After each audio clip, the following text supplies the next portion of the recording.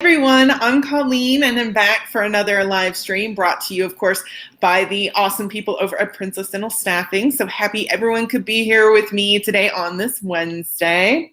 So today's topic is how to become the best dental assistant that you can.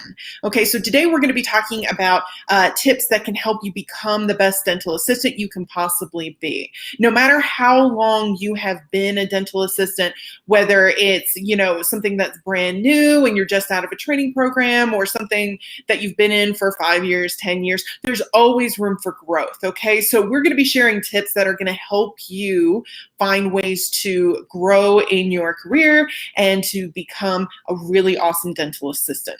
Okay, which we know that you are absolutely capable of, okay? But before we dive into that, just want to remind everyone that each week we are bringing you a new live stream, which talks about starting and continuing your career in the dental industry, okay? So if you don't want to miss out on future streams, be sure to follow our page or subscribe to our channel. If you want more information on the topics that we're bringing you, be sure to check out princessdentalstaffing.com. Okay, if you have any questions, thoughts, insights, or anything to add to any of the information that we're sharing with you or any of the topics we're covering, be sure to comment below. And if you like the content we're bringing you, drop us a like. Okay. And be sure to check out Princess Dental Staffing's website today, princessdentalstaffing.com, where, like I say, you can check out their blog. You can also take a look and see what is available in your area. So Princess Dental Staffing is an online dental job board that offers positions for front office personnel, dental assistants, dental hygienists, and even dentists in a lot of different areas, full-time, part-time, temporary, and permanent positions as well. So you can take a look at what's available in your area. You can also create a profile and get your information in front of hiring managers as well. Okay, so lots that can be done on princessdentalstaffing.com. So be sure to check it out sometime today, okay? All right, so today's topic, let's dive into it, okay? Becoming the best dental assistant you can be. So let's dive into these tips, okay? Tip number 1, ask for ways that you can improve. Seems kind of obvious, right? But you'd be surprised how many dental assistants don't really think to ask, other people how they can improve, your team members or your dentists or even your patients as well. And again, no matter how long you have been in the profession, no matter how long you've been a dental assistant, of course, there is always room for growth and there's always room for improvement. That's not necessarily a bad thing.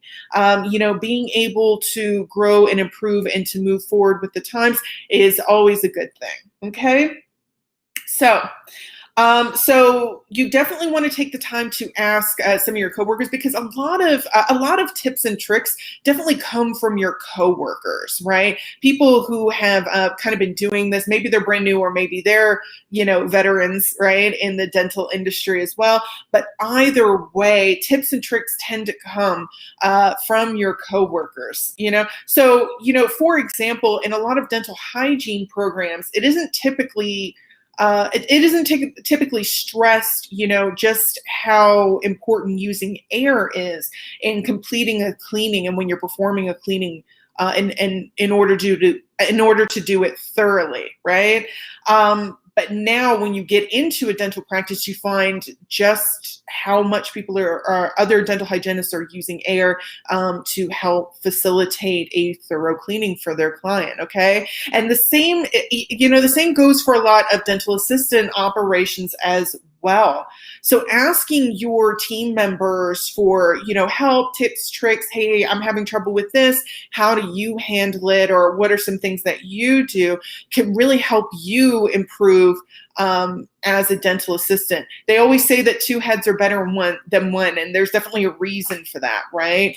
Okay. So asking your fellow dental assistants what they do, asking your dentist on tips that they have, that they've learned over the years, is also really helpful, especially in terms of like patient care and those sorts of things. And even asking your patients as well, asking your patients what you could improve about their experience or what can make them more comfortable. A lot of them want to tell you. So, be sure to ask them as well. And if you can deliver, if it's something that you can provide, be sure to provide it and maybe continue to provide it for the next patient so that you can continue to grow. Okay. It is always important to learn those tips and tricks that you only learn from working, right? It's also especially important because, not all processes and procedures work the exact same way in every dental office. So especially if you're brand new to that particular office or practice, you may want to ask around and ask, oh, how do we do this? Or how do you kind of work through that? Because, your coworkers and your team members might have some insight as to how to move through operations throughout the day a little bit smoother, right? Okay. Number 2, try to anticipate the dentist's moves, okay? And this is especially important, again, if you're brand new to an office or you're working with a brand new dentist, right?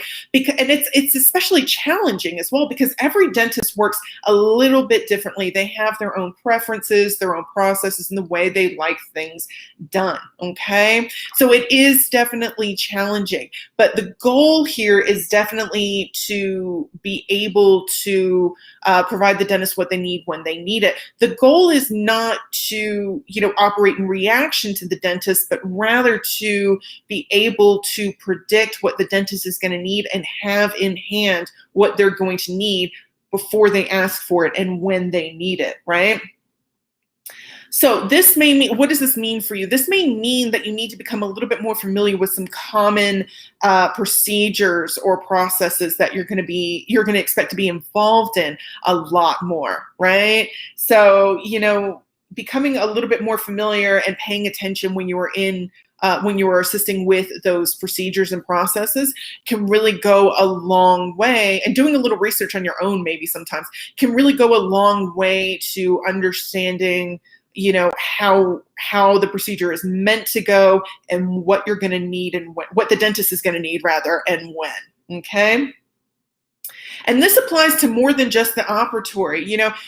For example, if you're asking your dentist for help or advice, or you need the dentist's presence when working with a patient, and you find that when you ask the dentist, they come a little bit later than what you need, make sure that you plan for that, right? Make sure that you start to try to ask a little bit earlier. So for example, if you're trying to ask the dentist, 5 minutes before you need them, maybe try 10 or 15.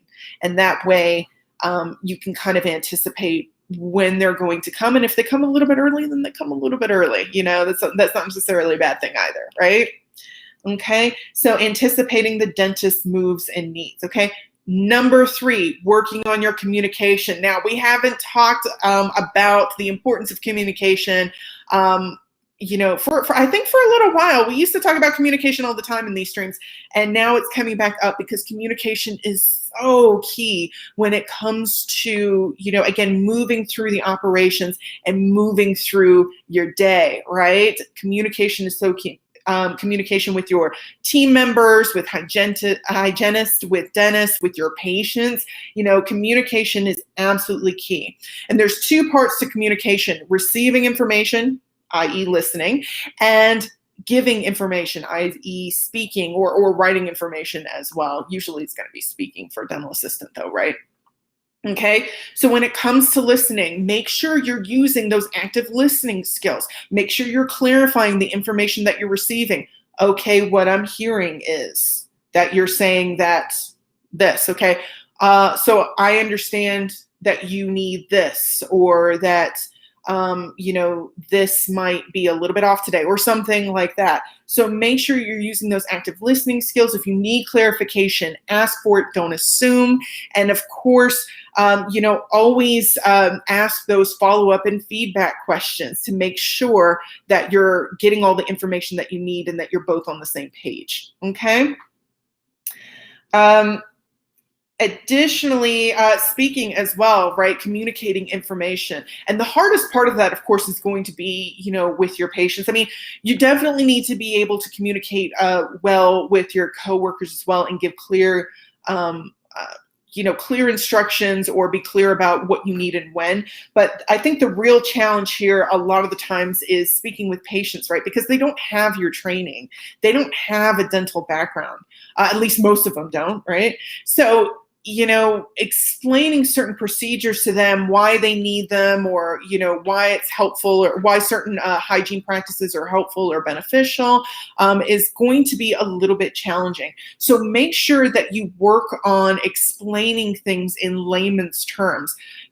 For me, I tend to, when I try to explain anything about my profession to anyone, I usually try to use analogies, similar situations, or things that they're going to understand, okay, and in such a way that they're going to understand it. I also sometimes, and this kind of helps me quite a bit, I pretend that I'm not explaining something to the client. I pretend that I'm explaining it to like my mom or my dad, right? Not that, my mom or dad is, aren't intelligent, just that again, they don't do what I do on a regular basis. So they may not understand certain terms, and they may not understand why I need to do what I do or what my end goal is. Okay. When I'm working in my profession as well. Okay. So I always try to pretend that I'm explaining it to a parent. Okay. And that just kind of makes it a little bit easier to be a little bit more thorough and be a little bit more slower in my thoughts and how I'm communicating as well. Okay. All right. So communication. And lastly, number 4, learn why you love to show up every single day. Okay. So what is the reason behind what you do and why you do it? Okay. And there's no right answer for this, right? It's going to be an individual answer. It's going to be your answer, and whatever that answer is the correct answer. Okay. But having that in mind and kind of periodically reminding yourself why you do what you do. And it could be, it could be the reason that you're a dental assistant is because you like the flexible schedule, or you like, how the training is conducted and what you need to do. Or maybe you just have a deeper drive to help people and help them find their smile and to help them become the healthiest versions of themselves, right? Whatever the reason, it's always the right reason. And when you periodically remind yourself why you show up and why you do your best and why you do what you do, it's it can help you push through some of those harder days. And we're all going to have hard days. There's really no job out there where you're going to be happy all the time. I constantly explain this to my husband too. I always tell him, it's called work for a reason. It's not happy, happy, fun time. It's called work. And some days you're just not going to want to, and that's true for just about everyone. But if you remind yourself, if you take a few minutes to remind yourself, this is what I do and this is why I do it, it can give you a little boost of motivation to get you through that tough day so that you can have good days again. Okay. Okay. So those are our tips for becoming the best dental assistant you can be. Let's recap real quick. Number 1, ask for ways you can improve. Again, seems pretty obvious, but people tend to forget that you can just ask other people for their feedback. Talk to your coworkers and get some tips and tricks to help you move more efficiently throughout your day. Talk to your dentist to see if they picked up any tips and tricks that help them. And talk, of course, to your patient. Ask your patient, is there anything I can do to help make this appointment better for you? Okay. Number 2, try to anticipate the dentist's moves, both inside and outside the operatory. Of course, this is always really, really important. Okay. So the idea, again, the goal is not to react to what the dentist needs, but rather to anticipate and predict what the dentist needs and be able to provide it, before they even ask for it, okay, and when they need it.